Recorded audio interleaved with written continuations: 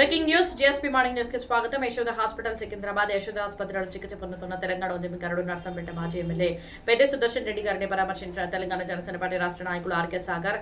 RK Naidu, Madireddy, Damodar Reddy మరియు నర్సంపేట నియోజకవర్గ incharge Sivakoti Yadav ఇటీవల హార్ట్ స్ట్రోక్ కి గురై యశోద హాస్పిటల్లో చికిత్స పొందుతున్న తెలంగాణ ఉద్యమకారుడు నర్సంపేట మాజీ ఎమ్మెల్యే శ్రీ పెద్ది సుదర్శన్ రెడ్డి గారిని జనసేన పార్టీ తెలంగాణ రాష్ట్ర నాయకులు శ్రీ ఆర్కే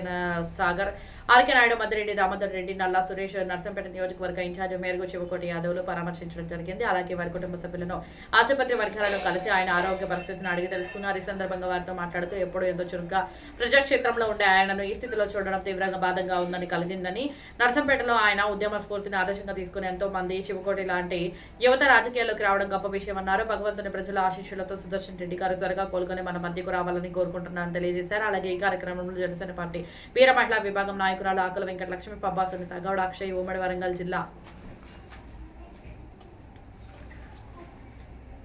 ఆకుల వెంకటలక్ష్మి, పబ్బా సునీత గౌడ్, అక్షయ్, ఉమ్మడి వరంగల్ జిల్లా నేతలు వెల్తూరి